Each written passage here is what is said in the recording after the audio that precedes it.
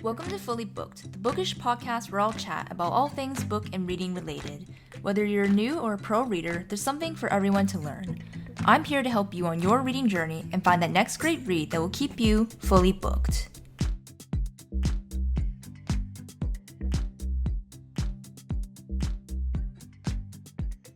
Hello readers, and welcome to episode 55 of Fully Booked.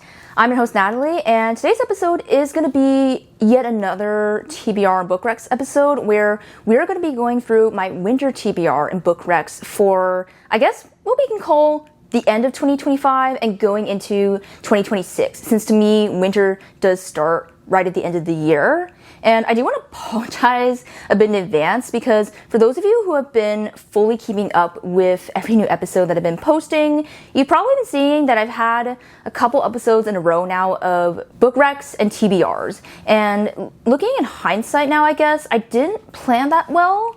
So I do apologize if you've been getting tired of the book recs and TBRs. I personally love book rec and TBR videos and episodes. I feel like these are some of my favorite types to watch or listen to. So I personally am not getting tired of them. And not gonna lie, I'm definitely already starting to feel winter because I'm already starting to pre-film and batch edit like a lot of the episodes you guys are seeing, if you haven't guessed by now. And at the time that I'm filming this, by the calendar, it's technically still fall. It should still be fall, there should still be leaves on the ground, but no. Canada has a mind of its own with the weather up here, and it's already decided that it's winter, and we already got our first snow, and we had snow for a few days up here. And so, yeah, I know some of you who live in warmer climates are probably not feeling winter or the changing seasons in general right now, but for those of you who are like me and live in Canada and you've already had the first snow, then you're probably like me and you're probably already feeling a little bit ready for some winter TBR and book recs. But before we get into today's episode, let's do Dog of the Day quickly because for once, I actually made a pretty fun, very wintry drink for today. And I'm even using a more fun mug for those of you who are watching on video right now. I have what I call my big girl mug, and this morning I actually tried making myself another kind of mocha. I say kind of because I basically used a leftover hot chocolate bomb. I made some steamed milk, poured it over, and then I just added 2 shots of espresso. So it's basically a mocha, but I have to say, I don't know if the type of chocolate makes a difference for mocha because I feel like I noticed that with the hot chocolate bomb, the chocolate kind of just sits at the bottom of the mug and it's really hard to mix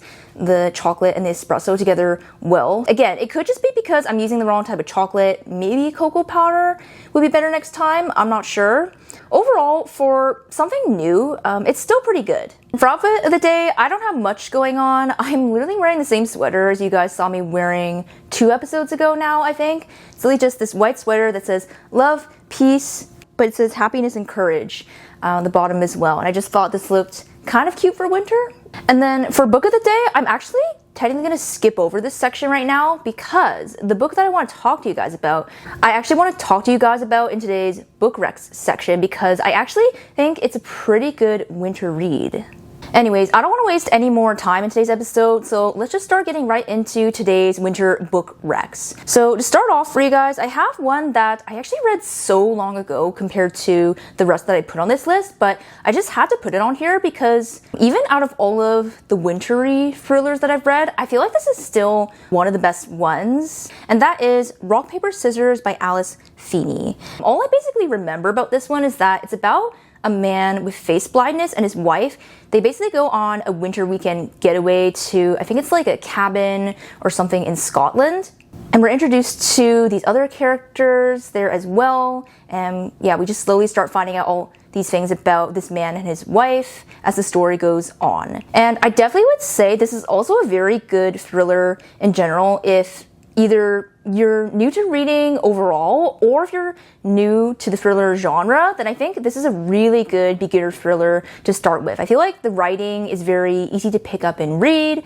The pacing was pretty good in this, and there's some good plot twists thrown in the end that I guess as a newer thriller reader, you're probably not gonna guess and pick up on. At least I remember I was definitely surprised when I read this book. And it's actually interesting that I put this on this list because I think this is the only Alice Feeney book I've read to date, which is funny because I have probably every single one of her other books on my TBR. I feel like when I just find authors that I really like, I tend to just stick to them and go through like their whole backlist, and then there's others that I just kind of forget to revisit, and yeah, Alice Feeney is one of them. But I feel like Rock, Paper, Scissors was good enough that I really should explore the rest of her backlist. So this is probably a good reminder for me. And again, if any of you haven't read Rock, Paper, Scissors yet, you definitely should give it a try. So I'm gonna be rehashing this next one as best as I can, and this is an interesting one because it's not the most wintry, but I feel like it could still fit on a winter TBR, not even just by the title alone, and that is A Winter in New York by Josie Silver. This is also really funny because I literally talked about this in the last episode, yet I never showed you guys my actual copy of it, even though I still had it at the time. And I'm gonna be honest, I got pretty lazy by the time I got to editing. I didn't want to have to refilm that whole clip. For those of you watching, now you get to see this one. And the reason I'm putting this on the list is because while it's not the most wintry book, it's also not the most Christmassy book, even though I technically did pitch it to you guys as a holiday romance. And then I'm gonna try and just go over the plot quickly as best as I can again, where we basically follow this FMC Iris who has just moved to New York. She's kind of starting her life over and figuring out what to do. And then one day she meets this man, Gio, in his family-owned gelateria. And then, I guess to not give away too much, she basically finds out that she has the solution to his current problem that he's facing, but she can't tell him what it is because it's a secret that would basically threaten like his whole like family ties and dynamics overall, and she doesn't really want to ruin that, so she's kind of carrying this secret around, but then they're also getting to know each other and fall in love. I really liked this book. There were a lot of good themes of love, how food and memories can be tied together, as well as finding the place, or rather the people, that you want to call home. And so I think for the themes, I really like this book. I will say overall, I did enjoy the writing style and the characters somewhat, but I don't think I really loved the plot of this book at the end of the day. So it's kind of funny because I've been recommending this to you guys, but I think I am going to unhaul this in a bit because again, I didn't love it. It's definitely not one of my favorite Josie Silver novels. I don't think anything can compare to One Day in December at this rate. But again, if any of those things I just talked about for this book interest you, then this might be the very slightly wintry book for you. And now for some books that are a little more wintry and that I also read and enjoyed more recently. First we have The Great Alone by Kristen Hanna, and I feel like this one is not only perfect winter read because of the setting as well as the cold that we see throughout this book. It's set mainly in the Alaskan wilderness, so we're mainly set on this huge piece of land, an isolated cabin that our main characters live in, and I feel like the way Kristen Hanna wrote this book just really captures isolation physically as well as mentally in the heads of our characters as they just experience all these different things throughout the book. So to go over this one, we basically follow Lenny, who is 13 years old, and she moves with her parents from, I believe they start in Seattle, and they move to Alaska to kind of have a fresh start in life because her dad is a POW and he has a lot of trouble keeping permanent work. And so their family struggles a lot financially, basically. And then he moves them to Alaska to kind of live life living off the land. So they move into this cabin, and they also have kind of like a farm and all these animals that they take care of, and they learn to hunt and fish, gather. The story is like any other Kristen Hanna novel where it really sweeps decades throughout these characters' lives. I think we span almost 4 decades. We see them go through so many hardships, again, a lot of isolation, and especially hardships that I think women would face back in that time when this book starts, because it starts in the 70s. I can't say enough. There were so many things I loved about this book. I definitely cried when we got near the end. And interestingly, this was my first Kristen Hanna book.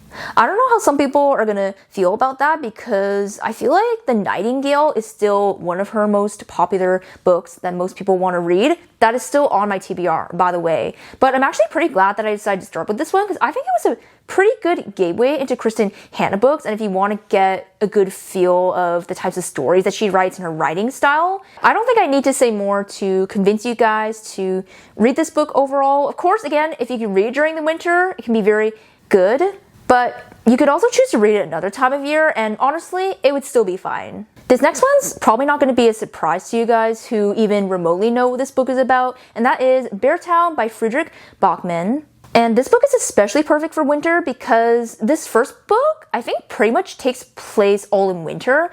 And of course, we're centered on this small hockey town. And we follow this huge cast of characters and their different POVs. FYI, Friedrich Bachmann pretty much only writes in third person from what I've seen, which got a little confusing in this book because we switch point of views kind of randomly. Like, we literally switch point of views in the middle of a chapter sometimes. So I guess some expectations for those of you who choose to dive into this book and are just as confused off the bat as I was when I read this. I feel like I don't even have that much to sum up for Beartown because, like I said, it's a small hockey town. We follow different characters, and there's kind of this tragedy that happens about halfway through the book that we explore a lot in the second half of the book, especially exploring the tragedy and kind of the grief and all the different emotions through each character's point of view and how it affects each one of them and their lives. And I feel like that's pretty much all I can say. While this is not my favorite Friedrich Bachmann novel, I think this is a pretty good gateway if you want to get into his books. You just get a really good sense and feel of his writing style in this one, which is interesting because I feel like this is one of his more heavier and emotional books. I definitely shed some tears when I read this. It's also a really good gateway, I feel like, if you want to get into litfic, but you have trouble kind of getting into like the general litfic writing style. But yeah, I will say I definitely enjoyed A Man Called Uva and My Friends, which was his latest release, a lot more than Beartown, just because it has some of those more humorous and lighthearted elements in it, where if any of you have read some of his other novels, then you'll probably know that he's actually a pretty funny man. And personally, I'm just kind of the type of person that I need a little bit of humor and lightheartedness to offset some of the heavier stuff going on in the book. And that makes me a little bit scared because I do want to continue the series, but I have heard that the second and the third book get even more emotional. And yeah, hopefully if some of you want to get into Friedrich Bachmann or litfic in general, then you can give Beartown a try. Also, on a random note, do you guys say Friedrich Bachmann or Friedrich Bachmann? Because Bachmann to me just sounds very American or North American, and in my head, because I know he's Swedish, Friedrich Bachmann just sounds like it makes more sense, but I actually do not know for sure. So let me know if you guys know or what you think. The last one I want to talk to you guys for the winter book recs is one that I literally put on last minute because I actually just finished this book earlier this morning prior to filming, and that is Survive the Night by Riley Sager. Now, the reason I'm putting this one on the book rec list as well is because in one part of the book, it does describe a squall happening outside of the car. And if you guys don't know weather terms like I also do, then I looked it up and it says a squall is a sudden violent gust of wind or localized storm, especially one bringing rain, snow, or sleet. And I feel like using and putting that description in the story made it feel a little more wintry. And I'm not going to debrief my rating or my thoughts to you guys right now. I do want to save that for my actual reading wrap up. But to give you guys an idea of what this story is kind of about, we are following our FMC Charlie, who is a university student, and she basically needs a ride home to her home state. So she basically meets this guy, Josh, in her campus commons and decides to hitch a ride home with him. So the story pretty much starts out the two of them on this very late night road trip, talking and sharing stories until some suspicious things kind of start coming up that Charlie notices and makes her kind of start questioning and wondering what she's gotten herself into, seeing as she really doesn't know this man that is driving her home. And I actually think I'm gonna leave the description there. Again, this was a very good thriller overall. You guys can probably tell by now that I really like Riley Sager. I've read so many of his books even over this past year. He's honestly pretty much an auto-read author at this point for me. And while I admit this was not my favorite book of his, I did really enjoy it just because there was more action going on. Like, I feel like some of his other thrillers had a bit more slow build-up and tension and suspense. So it was very exciting and different for me reading his books. I will say though, I feel like this book was a little bit more simple in nature, for lack of a better term. Just because I feel like, to me, out of the books that I've read of his so far, I'd say Home Before Dark and The Only One Left are the two that have so much going on in those books. Like, there are so many different descriptions, themes, elements that he included. Whereas this one is, again, this very simple premise where we're just on this road trip and we're really with the two same characters for a good amount of the book until at least a little bit later on in the story. So yeah, there's just not that much going on that can be described. I do give him props because I think he did this situation and trope pretty well. It's a bit different than like similar thriller books that I've read. But I definitely would say, I don't think this is the first Riley Sager book you should start with if you haven't started any of his books yet. I guess if you've already read a couple of his books, then you know, you could be fine to pick this up, but I would probably suggest reading one of his slightly earlier books if you are going to pick up one.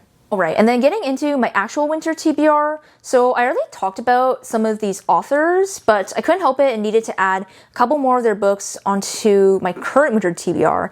And so we're starting with Winter Garden by Kristen Hanna.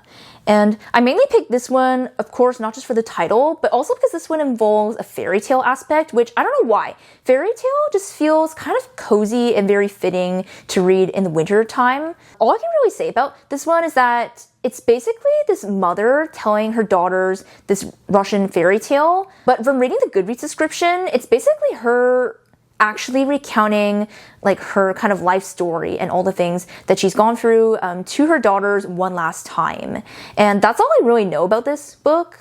I think the biggest thing I will say about this book is that because it's this story, I guess in a story where she's retelling events to her daughters, I hope that it's dynamic in the sense that it's not just her literally sitting there and recounting throughout the whole book, because that was an issue that I had with Tom Lake. I don't think I've discussed this that much on the podcast. Yeah, honestly, I really did not enjoy Tom Lake, unfortunately, because I just did not like that style where we're basically just sitting in like one location throughout the whole book and just being told these life events in the present. Like, I feel like if there's gonna be some sort of recounting between the past and the present, I kind of need it to be more dynamic, whether it's through flashbacks or dual timeline, where we actually get to see the events through the main character who is recounting the events in the present to the other characters.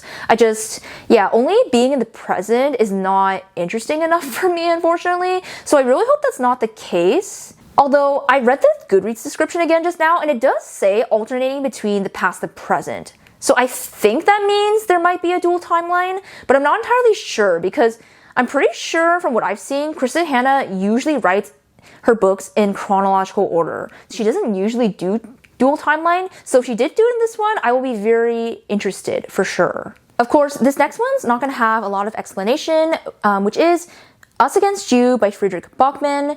I'm not going to go into the plot of this one, just in case for those of you who haven't read Beartown, but again, this is the second book in the Beartown series where we are following some of the same main characters from the first book, and we're still set in the same small hockey town. And I think I'm very curious to get into the second book in this series because, like I was just mentioning when I was talking about Beartown before, the first book felt very wintry. Like, I think I forgot to mention that the small town in this book is also surrounded by a lot of heavily forested area. So combining that with the descriptions of snow and ice just made the book feel very wintry. So I feel like because of that and then small hockey town, I automatically associate this series with winter, and I feel like I just can't pick up these books in the spring or summer. So hence why I waited over a year now to pick up the second book in the series. I'm a little worried because I highly doubt I'm going to remember all the details and events that happened in the first book, but I'm just gonna hope for the best. I really honestly just can't wait to get into it, get back into this world with these characters, and go through honestly the whole range of emotions with them again. This next one is also another book about hockey, but it's a way more fun and lighthearted one, and that is Fake Skating by Lynn Painter. This is her first YA hockey romance. I guess besides the hockey element, I mainly put this on my TBR because I kind of just wanted a more fun palette cleanser to read in between some of the heavier books that I put on my winter TBR, and I thought this one will do the trick, especially since it's a YA book. To describe this one a bit to you guys, we basically follow these two teens, Danny and Alec, who were childhood best friends, but then Danny moved away for a bit, but she's now moved back to the hometown in Minnesota and reunites with Alec, but she finds out that he now plays hockey, and I think for some reason she just really isn't into athletes and hockey players overall, so she doesn't really know how to feel about him as teens. And then through some sort of series of events, they end up fake dating. That's actually pretty much all I know about the book from there. And the description of this book actually says Icebreaker meets better than the movies. So I guess if you liked Icebreaker but you want the YA version of it, then this will be the pick for you.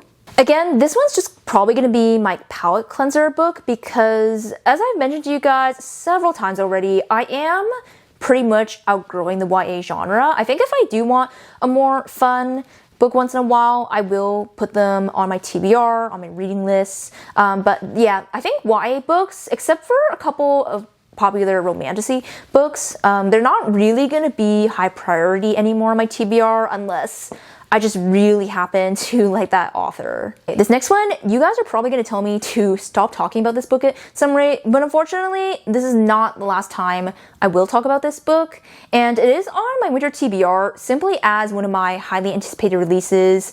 I was gonna say for 2026, but technically the book comes out at the very end of 2025, which also is very odd release time for a romance book. For those of you guys who know that like April to May is typically the top time for new romance releases, but it is In Your Dreams by Sarah Adams.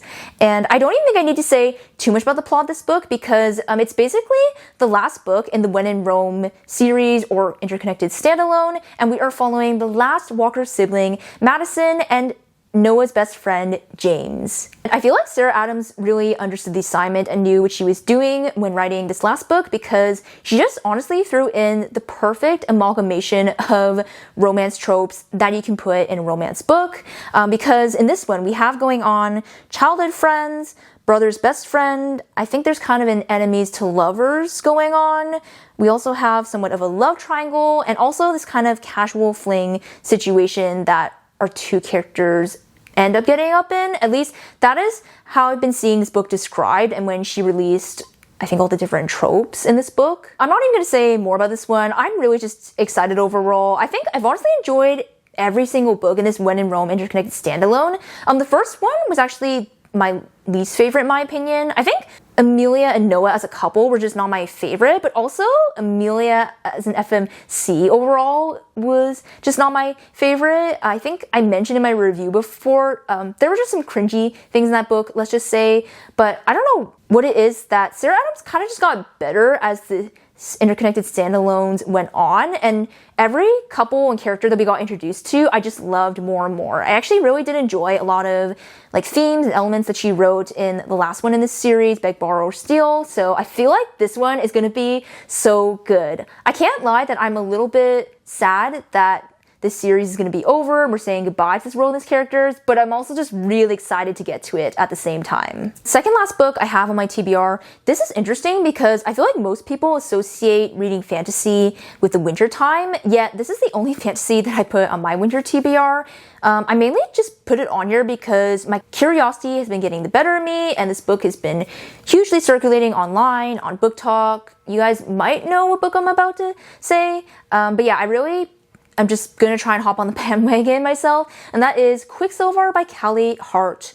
I feel like all I really need to say about this one is that we follow this human girl, Saris, I believe her name is, who accidentally opens the Fae realm, and so she enters and she ends up meeting our Fae MMC Kingfisher. I actually really don't know much more about the story besides that, so I'm kind of gonna dive in a little more blind. I will say that I originally put this book on my TBR back in the summertime, and I thought about reading it at that moment, but then I read in the description that the Fae realm is set in these frozen mountains, and so reading that made me feel that it would be better to save this book for the winter time because it would be a little more fitting. I'm gonna be honest, I'm hardly not promising you guys that I'm gonna finish this book. Just from reading the description and stuff that people have said online, I don't think this is really the fantasy or romantasy book for me. And I'm gonna be honest, it just kind of sounds too similar to ACOTAR and some other popular romantasy books that if I want to read ACOTAR, like I'm just gonna read ACOTAR, if you guys know what I mean. And so, yeah, I really can't make any promises. I highly doubt I will even continue this series and read the next books coming out, which is sad because I saw that, I think, actually by the time you guys are watching this episode, the second book for this, Brimstone, will already be out, and I'm sure people who have enjoyed this series are going to be picking that up and reading it, but I unfortunately probably will not be one of them. And for the final book on this TBR, besides In Your Dreams, this is probably the least wintry book on this TBR, but I honestly just put it on here because I feel like it's been on my TBR for a while, even though it actually hasn't.